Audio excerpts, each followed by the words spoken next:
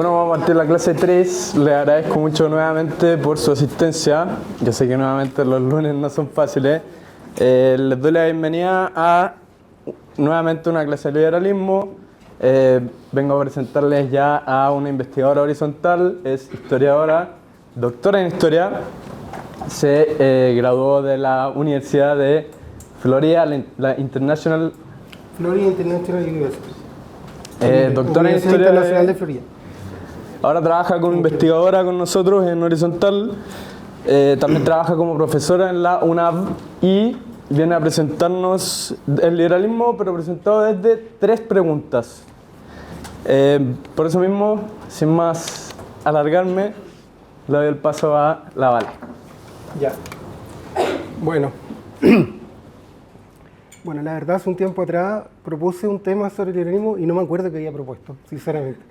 Entonces este fin de semana preparando, dije ya como, me acordaba que había dicho como algo historia, la historia del liberalismo en Occidente, etc.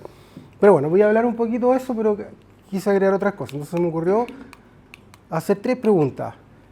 La primera pregunta, ¿por qué estudiar el liberalismo? Una pregunta más general, iba a tener una sola lámina. Y de esas preguntas, de alguna manera, puede surgir la discusión al final, porque tengo entendido que hay que tener como una discusión, ¿ya? La segunda pregunta es la pregunta histórica de formación profesional mediante, ¿qué ha sido el liberalismo en la historia? Y la tercera pregunta es un poco más filosófica, de filosofía política, ¿qué es la utopía liberal? Ya, la verdad que quería agregar 2 preguntas más, pero dije, me voy a alargar mucho, entonces mejor la voy a dejar entrar. Y siempre menos es más, como se dice, ¿cierto? Bueno, como ustedes saben, el liberalismo no está hoy de moda, ¿ya? Está un poco como, es un poco el fashion entre comillas, ¿ya? Entonces uno podría preguntarse legítimamente, ¿no es mejor olvidarnos del liberalismo? ¿Mejor para qué seguir insistiendo con esto que se llama liberalismo? Hay un autor, por ejemplo, Patrick Dini, que dice que el liberalismo fracasó, y fracasó porque cayó en su propia trampa, digamos, por decirlo así. Ya no puedo entrar en detalle en lo que dice Dini, pero en el fondo fracasó porque, digámoslo así, para decirlo simple, no establecería, por decirlo así, un proyecto de sociedad claro, no establecería una finalidad para el conjunto de la población, no establecería como un horizonte de sentido el liberalismo para la población, ¿ya? Sino que solamente propugnaría el individualismo, que cada uno mate su chancho, como se dice, ¿cierto? Que cada uno persiga su propio fin, etc. Entonces, por eso también hay otra pregunta, ¿por qué no nos conformamos con buenas políticas públicas en economía y bienestar social? ¿Ya? O sea, basta que seamos buenos técnicamente, ¿sí? Eso es muy típico en la derecha, ¿cierto? En las derechas ahora se dice, ¿cierto? Basta que somos buenos técnicamente, que no importa, digamos, el liberalismo como doctrina política, etc. No le agrega nada, basta que hagamos las cosas bien nomás, ¿cierto? Y por otra parte, en términos más políticos, en términos más prácticos, podríamos decir, y si ya ganamos las elecciones, ya estamos en el gobierno, en este caso con José Antonio Kast, ¿por qué no nos basta ser conservadores simplemente y mantenernos en el poder? O sea, ¿para qué, digamos, insistir con el liberalismo y nos quedamos con un conservadurismo de derecha? Estoy hablando de conservadurismo en un sentido amplio, ¿ya? Sin especificar, digamos. Y al final, por último, uno podría preguntarse, ¿en realidad la derecha no es conservadora en realidad? O sea, ¿cierto? Quizá eso es la derecha en realidad. Y el liberalismo sería, por decirlo, como algo extraño, como un alien, digamos, para la derecha, ¿ya? Como que la derecha no ganaría nada, por decir, o no perdería nada por el hecho de no tener el liberalismo dentro de sí, digamos, ¿cierto? Todas estas preguntas me parece que son legítimas, ¿cierto? Y acá tengo otras preguntas que las voy a simplemente enunciar. ¿Acaso el liberalismo no ha sido una doctrina elitista? También se le acusa mucho de ser elitista, y en los tiempos recientes una doctrina woke, ¿cierto? ¿No se debe el fracaso del liberalismo al hecho de haberse olvidado del pueblo? ¿Ya? No se preocupa del pueblo, de las cosas concretas, de la vida cotidiana, etc. ¿Por qué defender la libertad? Sabemos que la libertad es el principio clave en el liberalismo, ya lo vamos a hablar de eso más adelante. ¿Por qué defender la libertad si es solo un medio para perseguir fines superiores a la libertad? Esta pregunta la voy a explicar un poco. ¿Para qué defender tanto la libertad si la libertad al final es una herramienta simplemente? Digamos, para perseguir fines superiores. ¿Por qué no defendemos los verdaderos fines de la vida humana? Los grandes fines de la vida humana, por decirlo así. ¿Ya? Por ejemplo, la felicidad. Incluso si somos cristianos, digamos, construir una sociedad en donde Cristo reine en la sociedad, ya, entre paréntesis, voy a usar como una palabra coloquial, española, he estado flipando mucho estos días viendo videos en YouTube Porque en la iglesia hay como una suerte de pequeña crisis que poca gente se ha enterado. No sé si ustedes ubican al movimiento de Lefebvre. Lefebvre en el año 88 era un arzobispo que ordenó, era un obispo que había sido misionero en África, voy a decirlo brevemente a esto, y ordenó, digamos, obispos, sin la autorización del Papa. Y ahí fueron excomulgados los lefebristas, esos obispos, Lefebvre y todo el movimiento Lefebvre, que se llama la Fraternidad de San Pío X. ¿Ya? Ellos son tradicionalistas, ellos son partidarios de la misa antigua, digamos, son contrarios al Concilio Vaticano II, etc. Bueno, en fin. Ya, ¿por qué me acordé de eso? Bueno, porque ellos critican mucho, digamos, que la sociedad, por decirlo así, está en decadencia, la iglesia está en crisis, está en decadencia, la iglesia prácticamente ha abandonado, digamos, los principios, los valores tradicionales de la sociedad, la moral cristiana ya no se defiende, etcétera, etcétera. Bueno, y ellos serían como una suerte de salvadores, por decirlo, de la iglesia y ergo de la cultura occidental, digamos. O sea, son antimodernistas, o sea, están en contra de lo que se llama el modernismo, que fue declarada una herejía, digamos, precisamente por San Pío X, que es al que le rinden culto. Bueno, entonces, ¿por qué no defender el tradicionalismo, por ejemplo, la cultura occidental tradicional, etcétera, etcétera? Los valores tradicionales de la sociedad, una cultura cristiana. ¿Por qué no nos convertimos en lefebristas? Incluso? Quizás es muy exagerado, pero por decir algo, digamos. Y ellos, los videos que estaba viendo, ellos recalcan mucho que la libertad, lo que critican de la sociedad, la decadencia occidental, es que hay un endioseamiento de la libertad. Ya, la libertad es como una diosa, por decirlo así. Y lo importante no es la libertad, sino qué hacemos con la libertad. Digamos. Última pregunta de esta lámina, ¿por qué simplemente no promueve el bien y la virtud? Uno podría decir, sabemos lo que es el bien, digamos, ¿cierto? Sabemos que es la virtud, que hay que ser responsable, levantarnos temprano en la mañana, ser fieles, digamos, fieles en el sentido de nuestras relaciones de pareja. O sea, yo creo que todos estaríamos de acuerdo que es mejor ser fiel que adúltero, digamos, y no es necesario ser cristiano quizás incluso para creer eso, digamos. ¿Por qué no defendemos los valores en el fondo de la sociedad? ¿Ah? ¿Por qué defendemos la libertad? O sea, en cambio, digamos, ¿ya? Mejor olvidémonos del liberalismo, olvidémonos de la libertad. Ya. Bueno. Sin entrar a analizar, a responder estas preguntas, yo más que nada las describí y expliqué a qué me refiero con las preguntas. Hacía un ejercicio rápido. ¿Ustedes están de acuerdo con las premisas? Porque son preguntas retóricas, ¿cierto? ¿Están de acuerdo con las premisas que encierran estas preguntas? Que levanten la mano los que están de acuerdo. ¿O están en contra, o entrarían a discutir esas preguntas? Que levanten la mano si entrarían a discutir estas preguntas. Ya, pero hay... Algunos, ya, o sea, mayoría estarían entrando a discutir estas preguntas, ¿ya? O sea, las premisas que encierran las preguntas, ¿cierto? Ya. Bueno, ahí abajo como que no, aquí hice mal el efecto, pero no importa, se entiende. Bueno, ley de Murphy. Ya, ahora, veamos brevemente qué ha sido el liberalismo en la historia, ¿ya? Porque el liberalismo, yo creo, y aquí ya voy a empezar como a pronunciarme, a jugarme, a mojarme el potito, como se dice.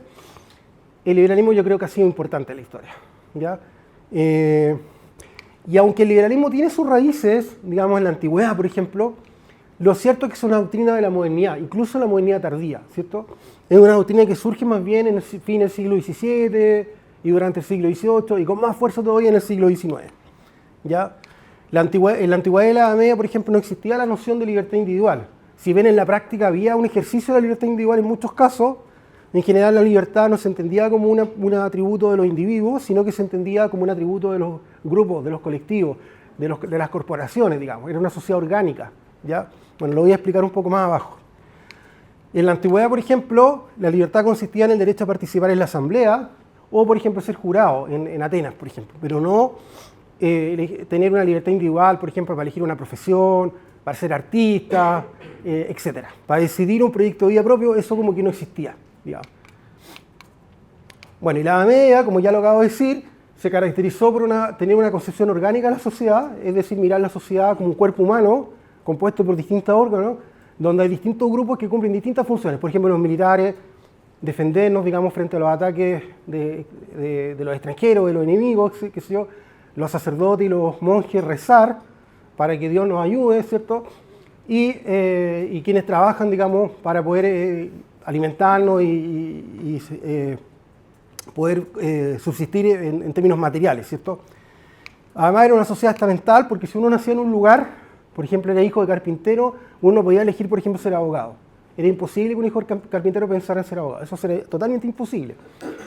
No se podía, digamos, porque era una sociedad estamental. Es un estamental como una torta, por decirlo, con distintas capas, que uno podía pasar de una capa a otra en la sociedad. ¿Ya? Por eso también se dice que es una sociedad de capas también.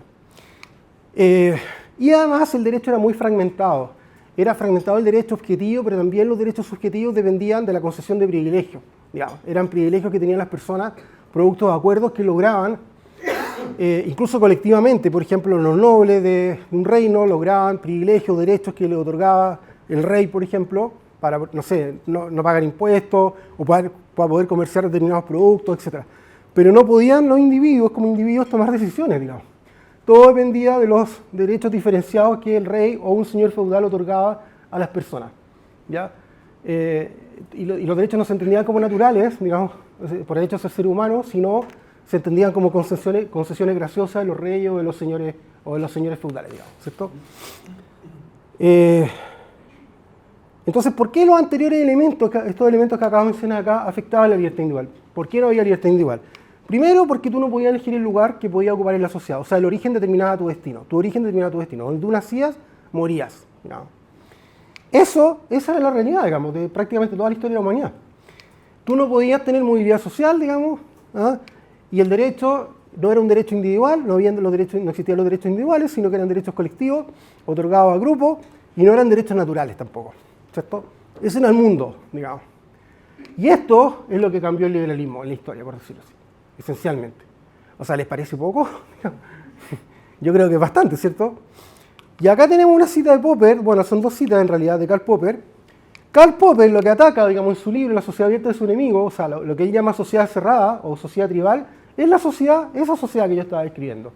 Es decir, la sociedad donde el origen determina el destino. Eso es lo que ataca Popper, en términos simples, en una línea, ¿cierto?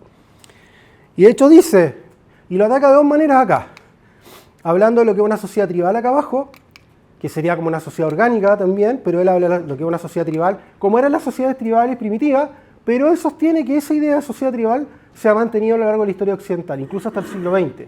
Los totalitarismos también serían expresiones de sociedades tribales, ¿ya? Y acá habla desde el punto de vista del poder, del autoritarismo, cómo el autoritarismo trata de mantener, digamos, que los individuos no puedan elegir su destino, sino que el origen determine el destino. Por ejemplo, acá lo hacen, ¿cierto? Dice Popper, voy a leer la cita, así desde su ángulo, está hablando del ángulo de los investigadores sociales, dice, por ejemplo, sociólogos, politólogos, incluso economistas, que ve al individuo como un peón, dice, o sea, los organizadores de la sociedad, etcétera, los planificadores, como un instrumento casi insignificante dentro del tablero general del desarrollo humano, en el fondo como una pieza de ajedrez, ¿cierto?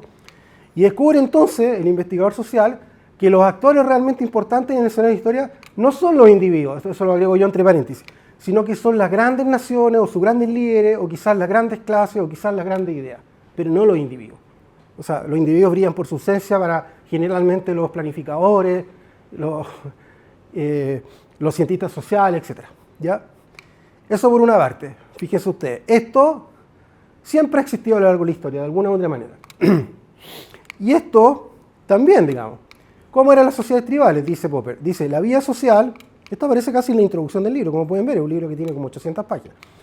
La vida social en las aristocracias tribales, yo lo puse entre paréntesis porque él está hablando antes de eso, se halla determinada por los tabúes sociales y religiosos. Todos los individuos tienen un lugar asignado dentro del conjunto de la estructura social, lugar asignado, ¿ya? Totalmente. No podemos elegir el lugar que queremos ocupar en la sociedad. Todos sienten que su lugar es el apropiado, el natural. O sea, la gente está igual convencida, digamos, de que ese es su lugar, digamos.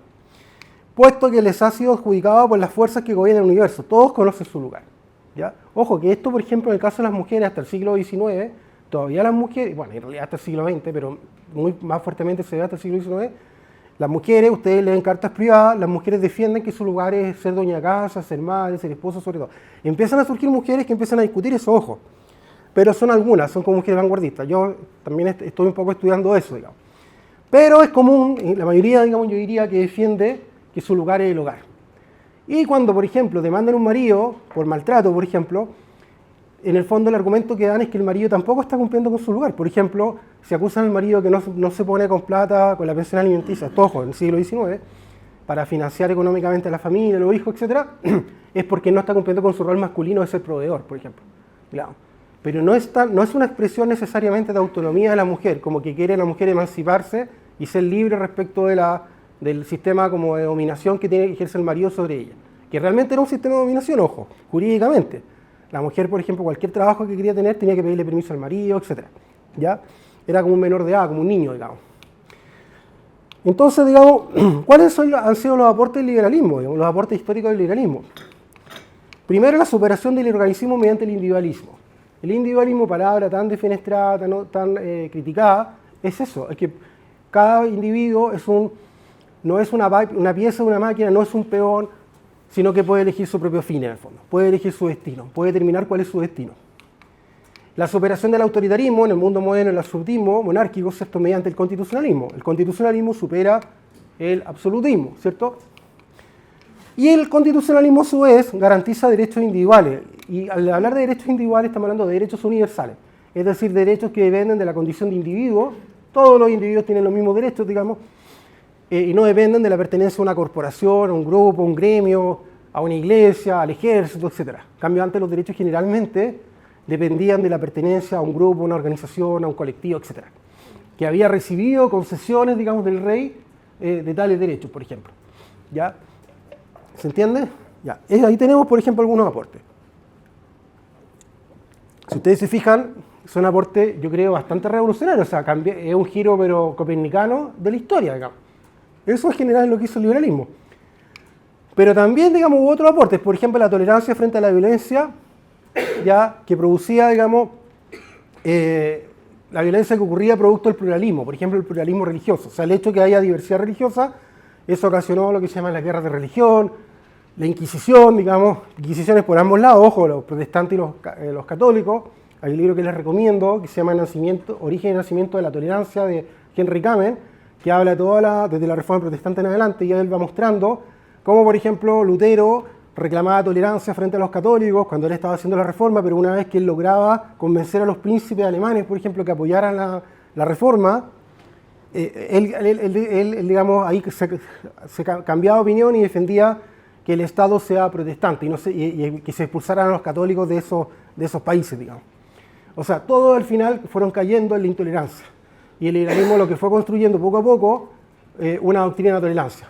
¿Por qué tolerancia y no aceptación de la diversidad? Porque, bueno, pues la tolerancia es un principio al menos de que haya una buena convivencia. No significa que todos nos amemos y nos queramos, que nos abracemos por último, que pensemos igual, pero por último que nos podamos aceptar, ¿ya? Esto lo logró el liberalismo también.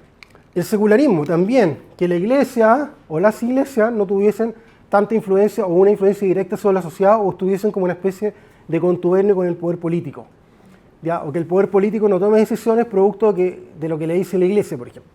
Eso también es una gran lucha de los liberales, en el caso chileno, sobre todo en el siglo XIX, y fue una lucha, ojo, con sangre, sudor y lágrimas, no en términos literales, sino, o sea, no en términos de guerra propiamente tal en el siglo XIX, las guerras no fueron por motivos religiosos, pero sí de mucha lucha, de mucho batallar. Si ustedes estudian, por ejemplo, el pensamiento de la Iglesia Católica en Chile, por ejemplo, en el siglo XIX, la Iglesia Católica en Chile estaba en contra de la libertad religiosa, pero totalmente, o sea, estaba en contra de que existieran los protestantes.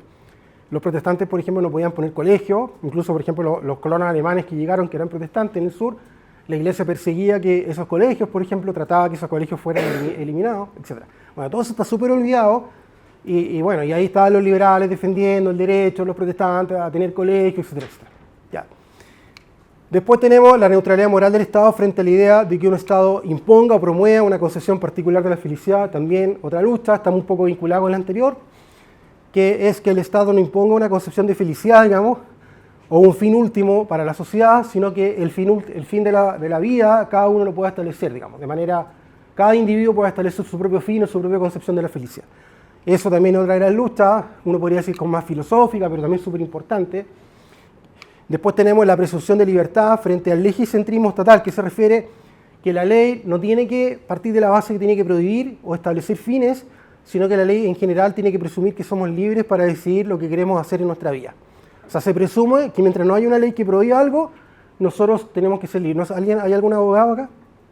Nadie. Bueno, ese principio significa que lo que no está prohibido está permitido, ¿cierto?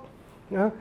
O sea, pero el problema, digamos, y eso lo dicen varios autores, Hayek, Bruno León, etcétera, etcétera, al final, durante el siglo XX, empezó a aumentar lo que ellos llaman el legiscentrismo, o sea, la legislación empezó como a establecer o a regular todos los intersticios de la vida humana prácticamente. Qué teníamos que comer, qué no teníamos que comer, etcétera, etcétera. O sea, eso sigue ocurriendo, de hecho. ¿Ya? El legislador generalmente es muy paternalista, el legislador cree saber mejor lo que la gente tiene que hacer con su vida, etcétera. ¿Ya? ¿Está usted de acuerdo, señor abogado, no? Ya, bueno. Después tenemos la emancipación de las mujeres frente al patriarcado. Ojo, yo uso la palabra patriarcado, pero no tengo necesariamente la misma interpretación que tiene la feminista de izquierda, o yo me defino como feminista liberal. Yo creo que existió el patriarcado, pero el patriarcado no es el capitalismo, como dice la feminista de izquierda, sino que es más viejo que el hilo negro, por decirlo así. O sea, existe muchos, miles y miles de años antes que el capitalismo, digamos, ¿ya? Incluso el capitalismo ayudó a desmontar el patriarcado, podríamos decir. En términos más generales, el liberalismo, ¿ya? Porque las mujeres en el siglo XIX reclamaban, yo puse algunas mujeres ahí al principio, esas mujeres son como las primeras feministas chilenas, Inés Echeverría, Lucrecia Undurraga, que nadie las conoce.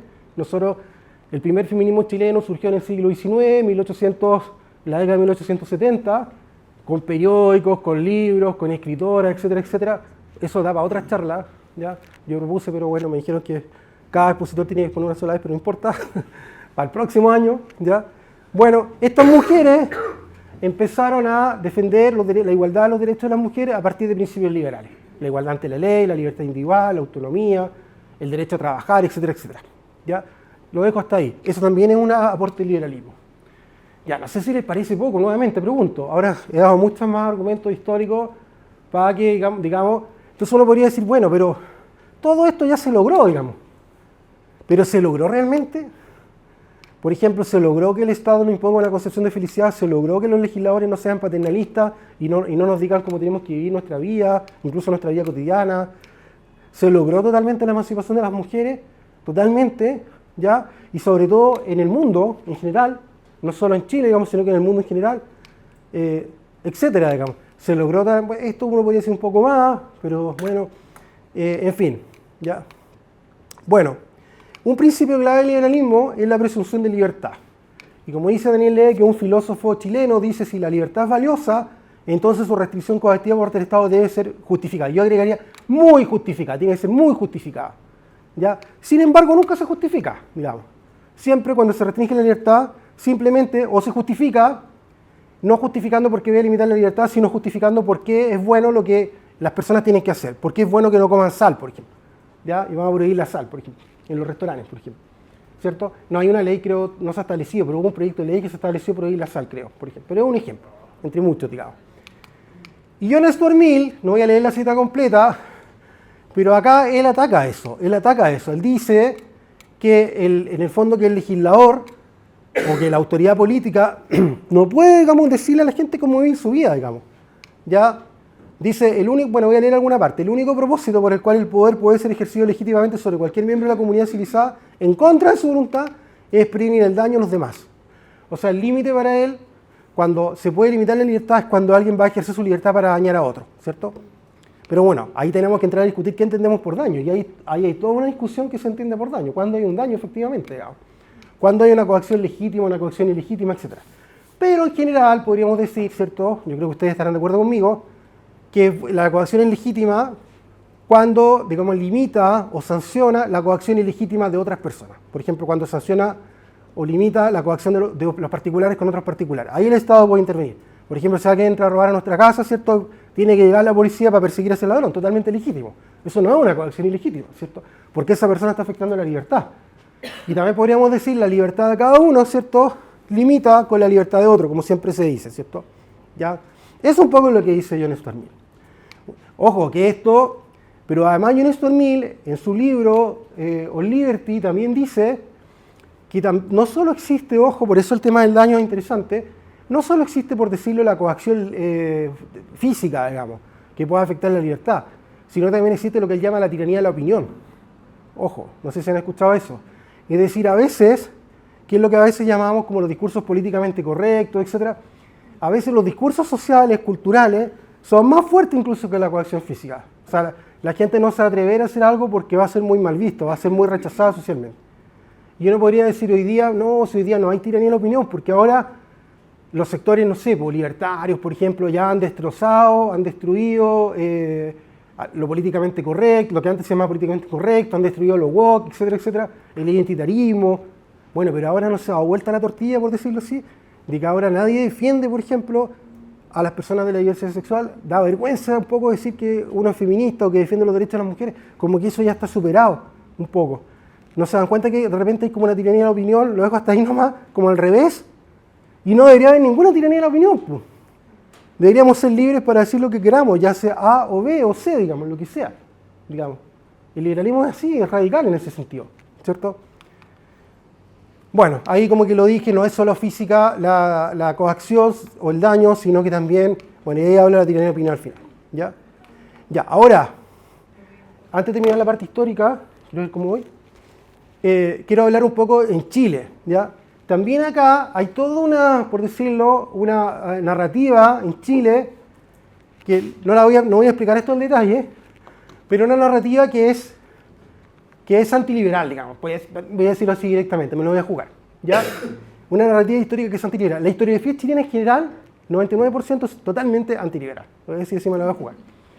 Prácticamente no hay historiadores liberales en Chile. El último historiador liberal es Ricardo Donoso, de Ideas Políticas en Chile. Voy a pasar una propaganda.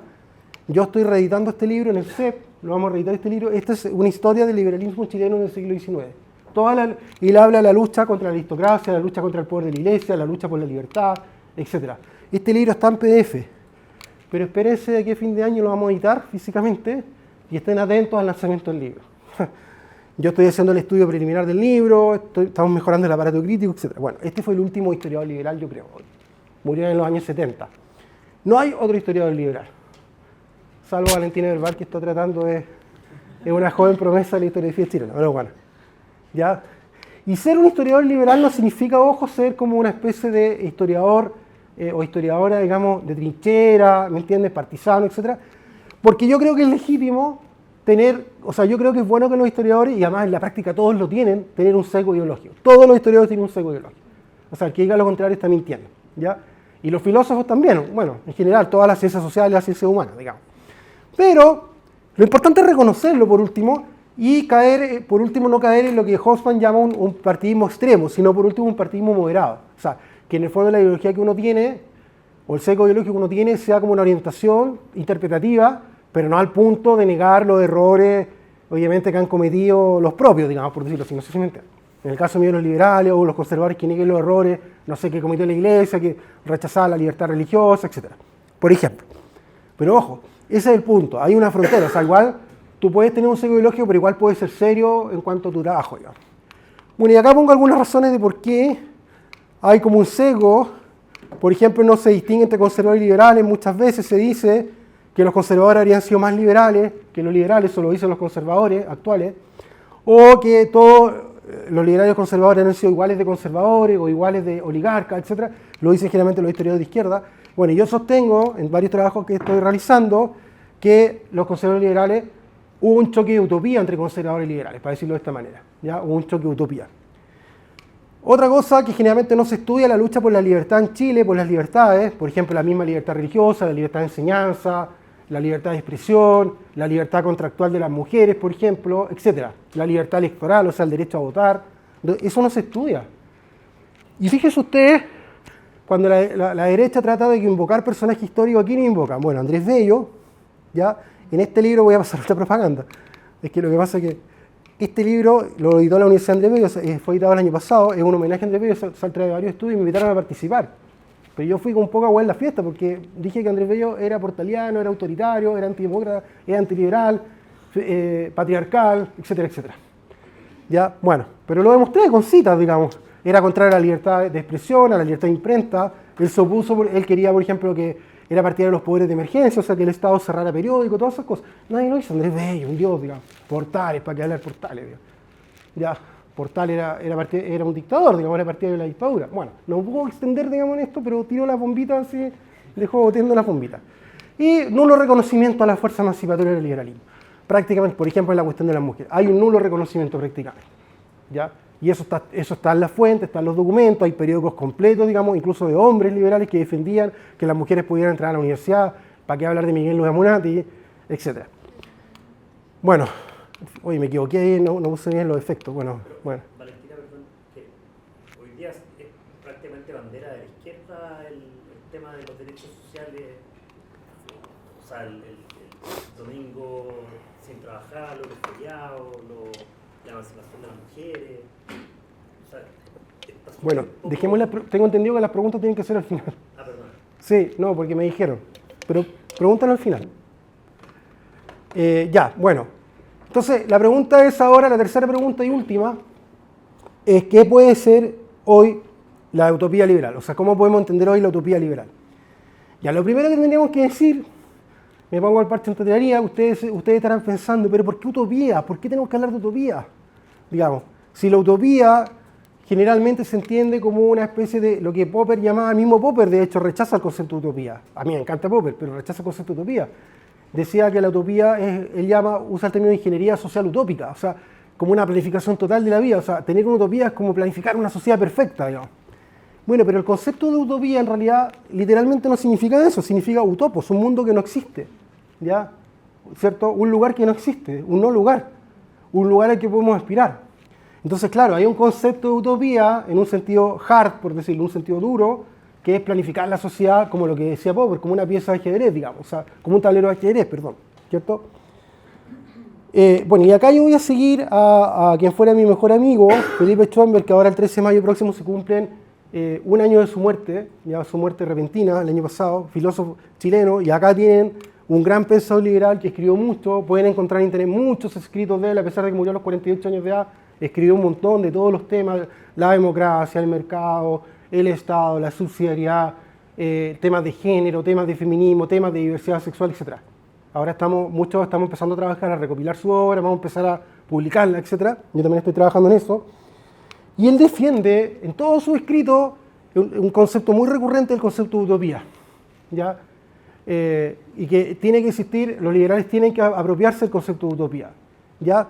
Además, él constata que el mismo Hayek, que se oponía al concepto de utopía, Hayek tiene un artículo donde reconoce que un problema que tienen los liberales frente al socialismo, dice, es que el socialismo se presenta como una utopía y los liberales no se presentan como una utopía, ¿ya? Y eso dice como que nos resta como, no me acuerdo cómo lo dice, pero lo que quiere decir como que nos resta como mística a los liberales, nos resta épica, como que no tenemos como un proyecto de futuro, digamos. Claro, nosotros nos presentamos, hacemos las cosas mejor, somos mejores técnicos, etcétera, ya. La evidencia, los gráficos, somos mejores en eso, ¿cierto? Fíjense todos los centros, incluyendo Horizontal, con todo respeto, que es mi centro de estudio, en general, muchos gráficos, etcétera, pero nos están ofreciendo una utopía, un proyecto de futuro, digamos, una sociedad ideal, ¿ya? No estamos en las derechas, ¿ya? Y tampoco los liberales en general, ¿ya? Bueno, Hayek constataba eso, digamos, ¿ya? Y eso también se da cuenta Schoenberg. Sin embargo, la utopía no supone necesariamente, lo acabo de decir tácitamente, la creación de una sociedad ideal de manera autoritaria, ¿cierto? Como tablero de ajedrez, porque si recogemos dos conceptos, el concepto de meta-utopía de Nozick, la meta-utopía es la utopía de las utopías, decía Nozick, por eso su libro se llama Anarquía, Estado y Utopía, ojo, la tercera parte, y ahí habla de la utopía liberal, y la utopía liberal es la utopía que permite que todas las utopías puedan desplegarse en la sociedad, o sea, que todos los proyectos de vida puedan desplegarse. Y muchos autores liberales han seguido esa línea. Por ejemplo, el autor famoso Cucatas, ¿cierto? El archipiélago liberal, dice que los liberales tienen que entender la sociedad como un archipiélago, como distintas islas, conectadas con ciertas reglas comunes, pero que podemos formar nuestras propias islas cada uno, digamos. No islas aisladas, por eso un archipiélago, digamos. Entonces, meta-utopía. Utopía realista, John Rawls también, el concepto que también recoge también Schoenberg. Bueno, Schoenberg es su apellido, así se pronuncia, pero nadie le dice Schoenberg, todos le decíamos Schoenberg nomás. Utopía realista, ¿qué significa la utopía realista? Significa que la utopía se puede ir construyendo gradualmente. Es un mundo que no existe, pero sí que puede existir, si se dan ciertas condiciones institucionales, por ejemplo, ¿ya? Eso lo habla Rawls en un libro que se llama El derecho de gente, la ley de los pueblos, que es sobre el derecho internacional, ¿ya? O sea, para conseguir la paz en el mundo, etc. Bueno, y él dice, fíjense ustedes, dice que el concepto de meta-utopía no dispone un concepto particular de felicidad, dice Schoenberg, sino que ofrece las condiciones institucionales para ensayar libremente las más diversas formas de vida que quepa imaginar, que no sean incompatibles con los derechos de todos los demás. O sea, ahí está diciendo que tu derecho limita con los derechos de los demás, ¿cierto? Y el concepto de utopía realista, bueno, acá yo lo explico, lo mismo que expliqué recién en realidad, refiere, ¿cierto?, a un mundo que no existe pero puede existir, ¿ya? Bueno, y acá también se explica en este paper, que lo escribimos antes de la partida de Felipe, lo escribimos con Felipe, Estado, Libertad y Educación de las Mujeres, Y ahí hablamos del tema del feminismo en el siglo XIX a partir de Miguel Luis Amunati, que está en el último número de estudios públicos del CEP. Así que lo pueden descargar. He hecho como 3 propagandas, pero no importa. Pero bueno, si uno no se cree el cuento es que somos tan pocos los liberales y estamos estudiando estas cosas, digamos, entonces, bueno, tenemos que difundir un poco, ¿no entiendes? Bueno, y acá con Felipe usamos el concepto de desbordamiento utópico de la facticidad. El liberalismo lo que tiene siempre, ojo, y eso es lo bonito del liberalismo, lo bonito y lo importante, es que siempre va más allá de lo que podríamos ir. O sea, para captar si hay un liberal o no liberal, podemos captar que el liberal quizás no va a hacer una revolución, pero los cambios que va a provocar siempre van a ir más allá del statu quo. O sea, el liberal tiene que estar en contra del statu quo. No sé si me entienden un poco. Desbordamos la facticidad, desbordamos los hechos que existen. Vamos más allá. Y eso nosotros lo demostramos con respecto al tema de las mujeres. Todo el mundo era partidario de que las mujeres estuvieran en la casa, pero los liberales estaban defendiendo que pudieran ir a la universidad, digamos. Como Miguel Luis Amunati y muchos más, periódicos completos, digamos. Y ahí surgieron periódicos de mujeres, Lucrecia Undurraga, que ya la mencioné, etc. No me puedo extender. ¿Y cuál es la utopía liberal entonces, digamos, según Schoenberg? ¿Ya? Y según yo también, en eso lo sigo, digamos, obviamente. Aquí me estoy subiendo al carro, me estoy subiendo en hombros de gigante, que yo creo que él es, no es porque haya sido mi amigo, pero yo creo que es el más grande pensador liberal de los últimos 50 años en Chile, sinceramente. ¿Ya? Y no estoy exagerando de verdad. Ustedes se van a empezar cuenta cuando empezamos a regular, pero ustedes ya pueden empezar a buscar su obra. En academia.edu están todos sus papers, todos sus ensayos, etc. ¿Ya? Él decía que la utopía liberal es la utopía de la primacía de la libertad. ¿Y en qué consiste? Él lo decía, más específicamente en un ensayo que ganó el concurso en una fundación en México que se llama Camino a la Libertad, él ganó el primer lugar. Dice, más específicamente sostendré en este ensayo, ¿cierto?, que la libertad es el supremo valor de la vida política y que como tal la medida cualquier otro bien o valor que en dicha dimensión se quiera promover es inherente a ella. Que en consecuencia tales bienes y valores, otros bienes y valores, ¿cierto?, la justicia, la igualdad, la felicidad, la virtud, etc., solo pueden ser tenidos como tal en la medida que permitan asegurar o fomentar la libertad. Todo debe girar en torno a la libertad. Súper radical, ¿cierto? Pero acá tan fanático este tipo, digamos, ¿ya? Pero no es tan fanático, vamos a explicar por qué. ¿Por qué la libertad es el principal valor del orden social y político? ¿Por qué tiene que ser el principio rector o supremo de la vida política? Digamos. Yo acá estoy hablando a partir de Schoenberg, pero también me estoy sumando, digamos, a esto. Porque la libertad es la condición del sentido de la vida, dice él. O sea, es la condición que nos permite a nosotros determinar cuál es el sentido de nuestra vida. Todos nosotros queremos determinar, queremos descubrir y una vez que lo descubrimos, caminar en lo que podríamos decir el camino de nuestra vida, el sentido de nuestra vida, ¿cierto? Ya, bueno, muchos, digamos, mueren no descubriendo, pero en general, como que todos sabemos qué es lo que queremos hacer en esta vida, cuál es el legado que queremos dejar en la sociedad, a nuestros hijos, etcétera, cómo podemos ser felices, en fin. ¿Ya? Y por eso que la libertad es el principio superior, porque es lo que nos permite elegir el sentido de nuestra vida, digamos.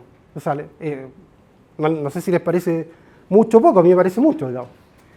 Pero lo que él dice, que la libertad es una condición necesaria del sentido de la vida, porque sin la libertad no podemos determinar, valga la redundancia, cuál es el sentido de nuestra vida, pero lo voy a leer como lo dice él, lo dice de manera mucho mejor. Dice, en virtud de la oportunidad, o sea, la oportunidad de elegir la vida que deseamos vivir, que nos da la libertad, estoy yo en condiciones de poder decir que la vida que vivo es realmente mía. La vida que vivo es realmente mía, ¿ya? O lo que es lo mismo, solo en virtud de esa oportunidad, la oportunidad de elegir nuestro propio sentido de la vida, ¿cierto?, puedo estar en situación de poder identificarme con mi propia vida. O sea, el liberalismo lo que propugna, a partir de este principio de la primacía de la libertad, es que nosotros tengamos una vida con la que nos podamos identificar, que nuestra vida realmente sea la vida que nosotros elijamos, que las elecciones que tomamos sean las elecciones que realmente tomamos. Y uno podría decir, pero obvio que nosotros las elecciones que tomamos realmente las tomamos, pero ¿están así, sinceramente? No hay la tiranía de la opinión, no existe la coacción, etc. Ojo, muchas veces no hacemos lo que queremos realmente. Por lo que dirán, la carrera que elegimos muchas veces no es la carrera que quisiéramos elegir, mucha gente quiere ser artista, pero no puede ser artista, tiene que estudiar Derecho o Arquitectura, etc. A mí me pasa mucho, yo hago Historia del Derecho, y yo me doy cuenta que a muchos estudiantes les habría gustado estudiar Historia, pero estudian Derecho, porque Historia los papás les dicen que se van a morir de hambre. Es un poco verdad por eso, pero bueno, pero igual soy feliz. ¿Ya? Entonces no sé si les parece poco, no sé si bueno, y Felipe siempre decía que esta es una utopía muy modesta, es una utopía poco atractiva. Pero a mí, sinceramente, yo decía, pero Felipe, a mí me parece muy atractiva. ¿Cómo no va a ser atractivo, cómo no va a ser espectacular decirle a la gente que la utopía que le estamos proponiendo es que podemos elegir nuestro proyecto de vida y que nos podemos identificar con nuestra vida y podemos decir que nuestra vida nos pertenece, no le pertenece a nadie más? ¿Cómo eso va a ser poco atractivo, sinceramente? Yo encuentro que es espectacular, perdón, me emociona un poco, pero bueno. ¿Qué más? Bueno, y ahora uno podría decir, bueno, pero basta que la gente elija su proyecto de vida, simplemente, ya, basta, nos podríamos quedar ahí nomás, digamos. No, y aquí voy terminando, ojo. Porque también el liberalismo supone una teoría de justicia, ¿cierto? ¿Y cuál es la teoría de justicia? Hay muchas teorías de justicia, por ejemplo la del mismo Rawls, ¿cierto? El libro Teoría de la Justicia, que el mismo Nozick refutó, ¿cierto? En el año 74, el libro Rawls es del 71, el de Nozick es del 74. Bueno, y acá también sigo nuevamente a Schember, a Felipe. Él decía que si la libertad es el principio principal, el principio rector de la vida política, la teoría de justicia liberal es aquella teoría que apunta a garantizar que todas las personas sean libres. Esa es la teoría de justicia del liberalismo.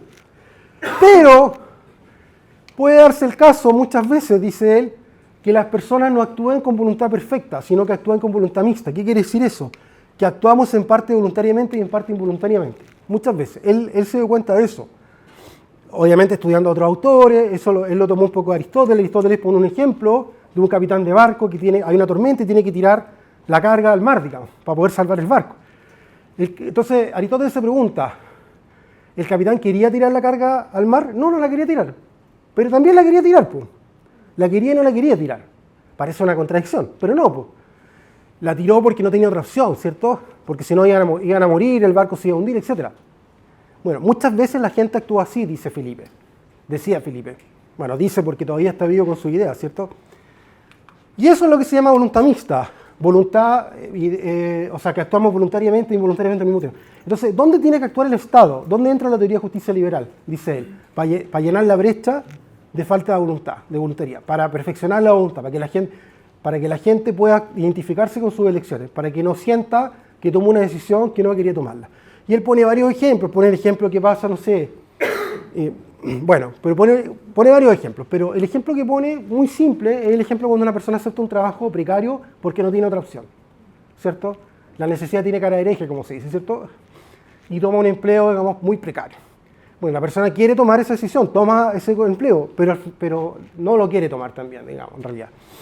Entonces, el Estado puede actuar, dice él, desde un punto de vista liberal, para llenar la brecha de la falta de voluntariedad, pero ojo, no para hacer depender a las personas del Estado, a esas personas vulnerables del Estado. Las personas igual tienen que tener derecho a elegir, por ejemplo, el servicio social en que se van a atender, o el colegio, etcétera, etcétera. Pero el Estado sí tiene, por decirlo así, una legitimación, de acuerdo al liberalismo, para ayudar a que las personas puedan identificarse mejor con sus elecciones, ¿ya? Y ahí, bueno, el diablo está en los detalles, obviamente, ¿ya? No diciéndole a la gente cuál es el servicio social en que se tiene que atender, el proyecto, no sé, educativo al que tiene que asistir, etcétera, ¿cierto? Y en el fondo no imponerle un concepto de felicidad. Los valores, no, tú tienes que ir a los colegios, digamos, no sé, del Opus Dei o a los colegios municipales, son mejores porque son más laicos, no sé. No, cada uno elija, digamos. Y ahí es y ahí entra, o sea, para hacer eso, ahí estamos hablando de lo que se llama subsidiariedad positiva. La subsidiariedad positiva es cuando el Estado actúa, digamos, a favor de llenar esa brecha, o sea, que las personas puedan identificarse mejor con sus decisiones, ¿ya?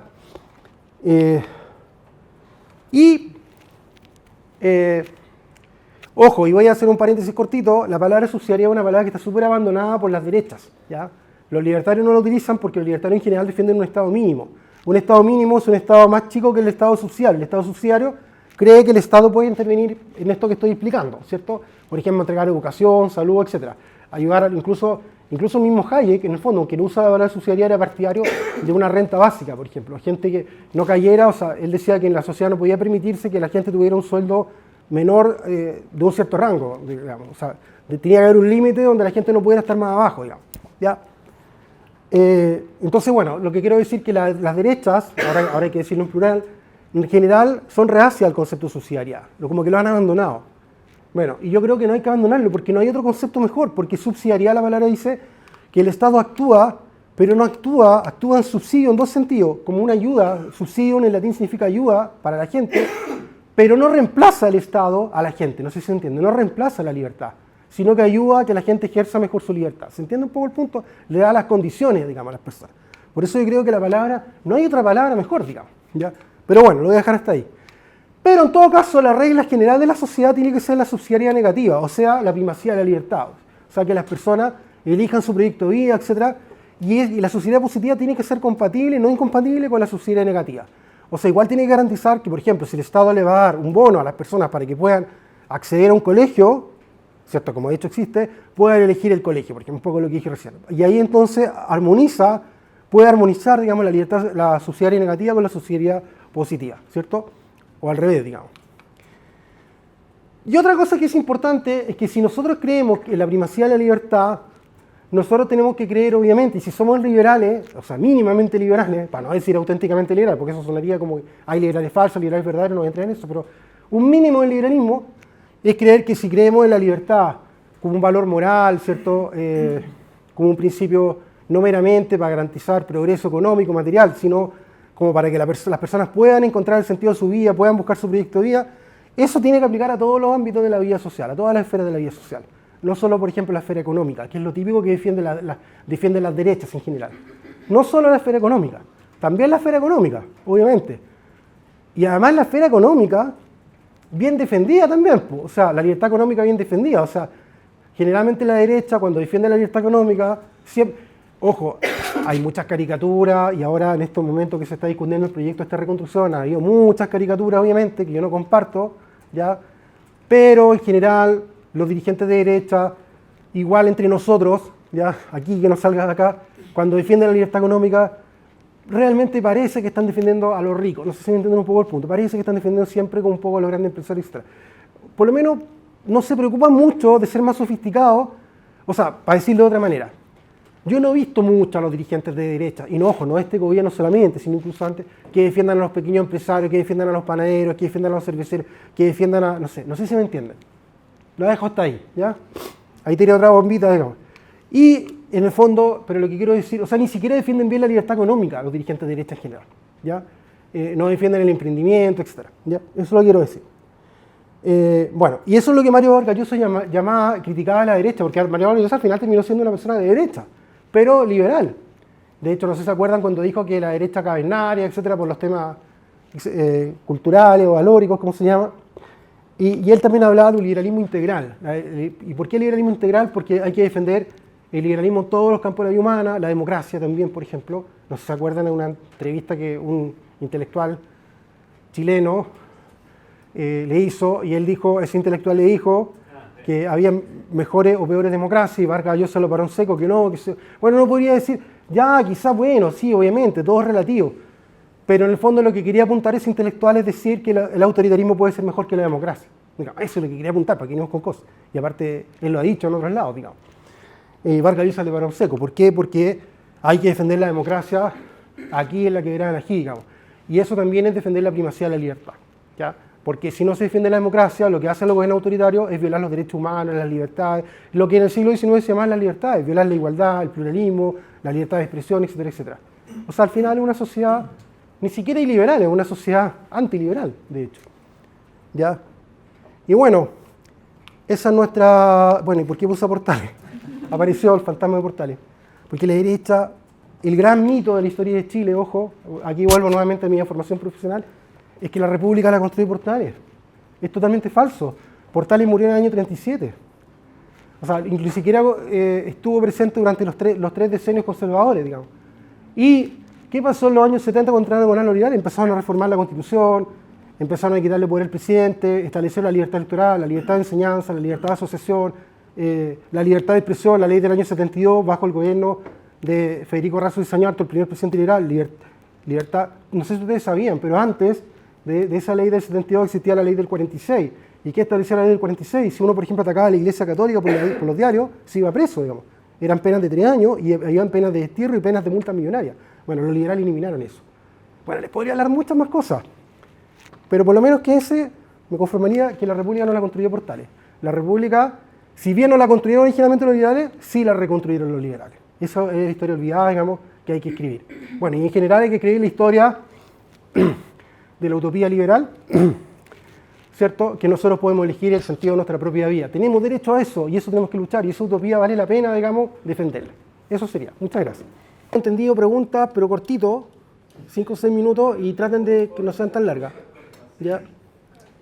Hola Valentina, Santiago, un gusto. Ya. Mi pregunta en relación a algo que dijiste al final de la charla que me llamó mucho la atención y es el sentido de que también hablando del contexto de la derecha chilena me da la sensación de que muchas veces malentienden a empresarios igual empresarialidad. O sea, de que proteger a ciertos empresarios, es igual a proteger la empresarialidad, que en absoluto lo es. Porque, Claro. entonces mi pregunta es, ¿cómo de espacio de horizontal se puede efectivamente influir en la derecha en el poder para que se entienda algo que ellos en teoría creen? Porque ellos no creen en el empresario, en teoría creen en la empresarialidad. Claro. Sí. No se entiende la pregunta. Claro, no sé realmente y yo no represento horizontal como la voz dirigente, digamos, de horizontal. Ojo, soy la última persona de horizontal, ¿ya? Pero bueno, buen punto, lo voy a plantear. ¿Cómo hacer, digamos, por ejemplo, para defender a las pymes, a los pequeños empresarios, a los pequeños emprendedores, etcétera? Un poco por ahí, ¿no? Y también, o sea, cuando hablamos de empresarialidad hablamos hasta de empresarios que todavía no existen. De empresas Claro, que están en sí, entiendo. empresas que se van a formar en el futuro. Claro. Pero también si hablamos de empresarios en específico, potencialmente estamos matando esta empresarialidad. De hecho, podríamos Claro. decir que a los O grandes sea, defender, empresarios, claro, defender como las condiciones institucionales que permitan como que se desplieguen las fuerzas de la creatividad, de la innovación, etc. Bueno, de hecho hay una autora, Tetre McCloskey, no sé si lo ubican, que ella defiende que lo propio del capitalismo no es, o sea, lo propio del liberalismo en realidad no es el capitalismo, sino el innovatismo, dice ella. Innovatismo. O sea, ella usa esa palabra, una palabra como una neolengua un poco, o sea, un neologismo, digamos. O sea, la innovación. Lo propio del liberalismo en términos económicos es promover la innovación. Eso sería como la empresarialidad. Lo que Israel Kirzner, que es un economista norteamericano de la escuela austríaca, el profesor, llama el alertness, o sea, el estado de alerta.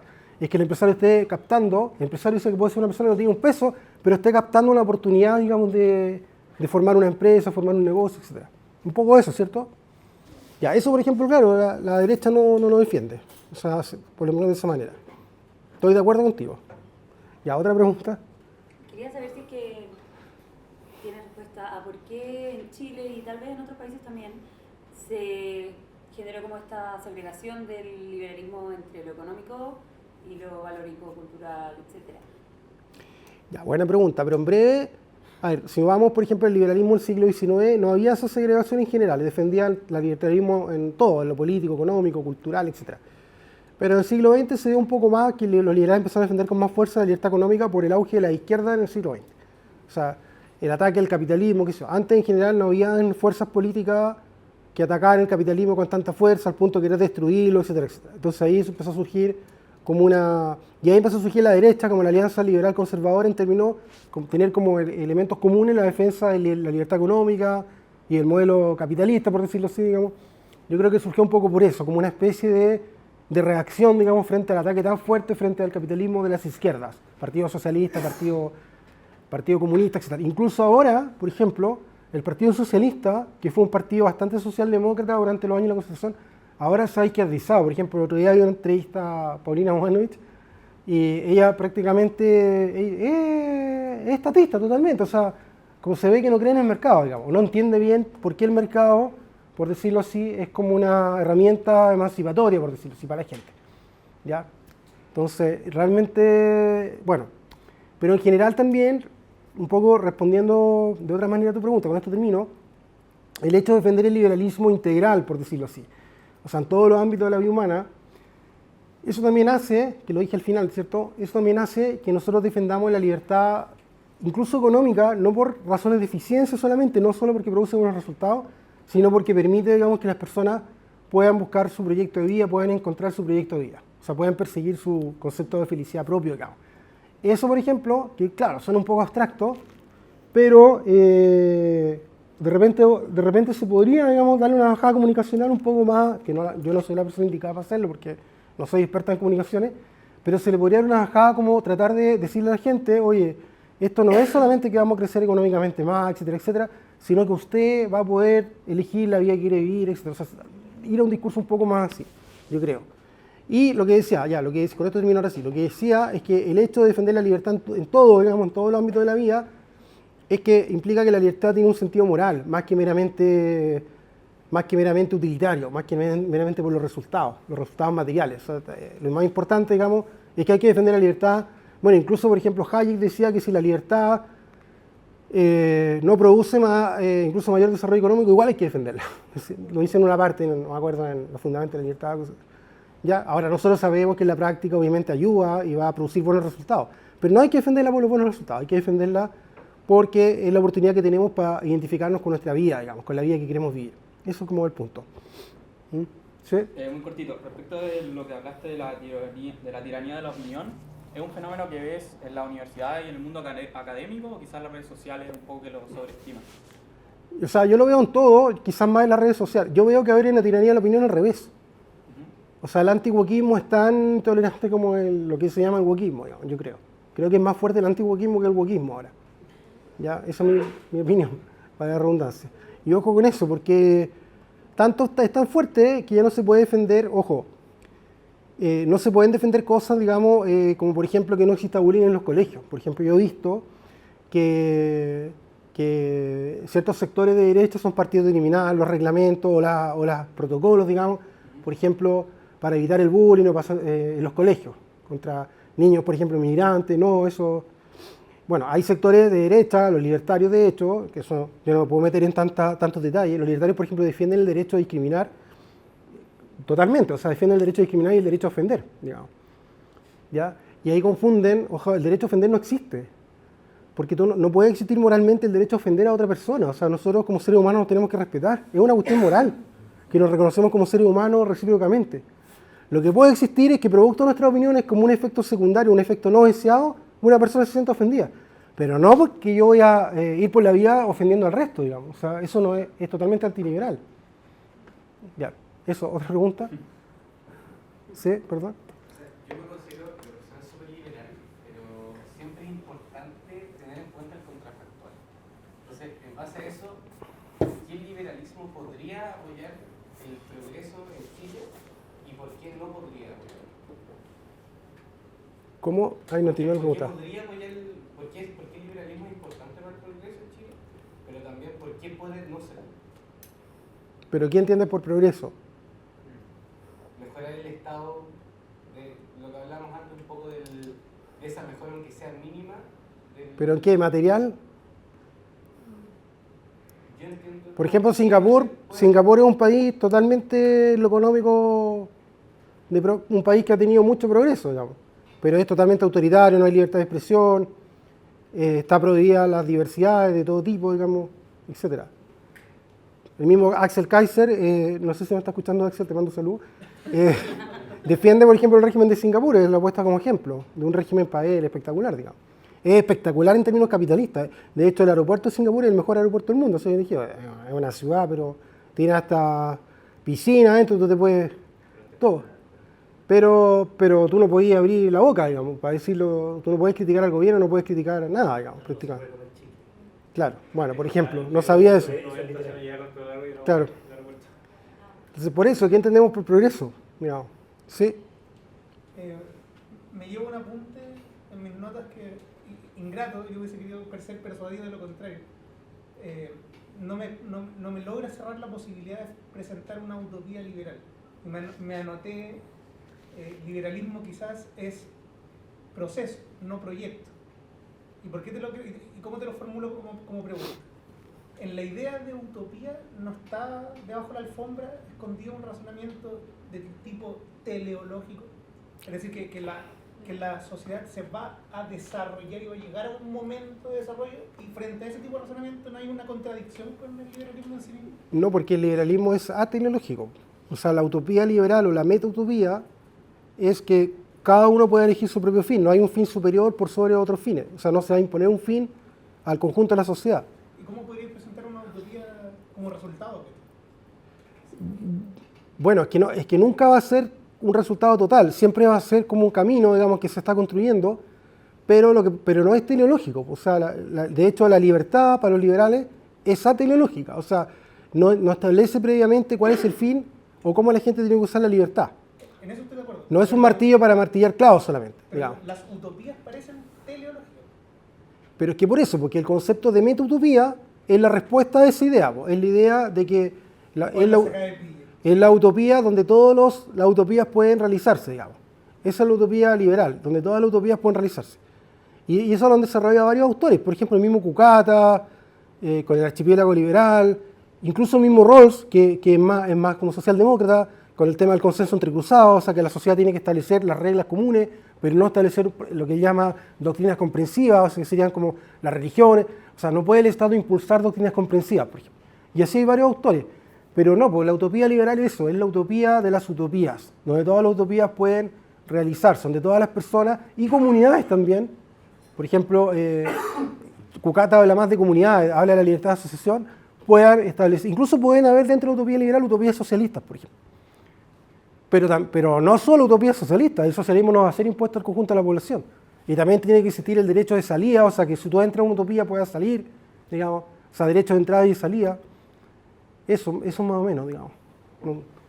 No te cierra tampoco. O sea, ¿Tú crees que es imposible que haya una sociedad donde la gente pueda elegir su proyecto de vida? O sea, que si esta es la utopía en la que caben todas las utopías, tiene un poco un dejo a sacar de pillo. ¿Pero por qué? ¿En qué sentido? No de tu parte, por cierto, me refiero como la meta-utopía. Ya, pero, a ver, un mundo en donde la gente pueda elegir su proyecto de vida, ¿te parece como imposible? No, pues no me parece un mundo. Me parece la suma de los mundos individuales. Bueno, por eso, pero un mundo donde puedan convivir distintos mundos, distintas visiones de sociedad o de felicidad. No, ¿Te me parece? buenísimo, solo que no la logro empaquetar y ofrecer como utopía. Bueno, pero es que no es un paquete así perfecto, pues es un poco abstracto. Bueno, por eso que también es poco, decía Schwemmer, es poco atractivo, digamos, aparentemente. ¿Ya? Pero a mí me parece atractivo, sinceramente, perdón. Tú querías defenderme, ayudarme. Préstame ropa, ya. Un punto respecto a eso y tener una pregunta a terminar.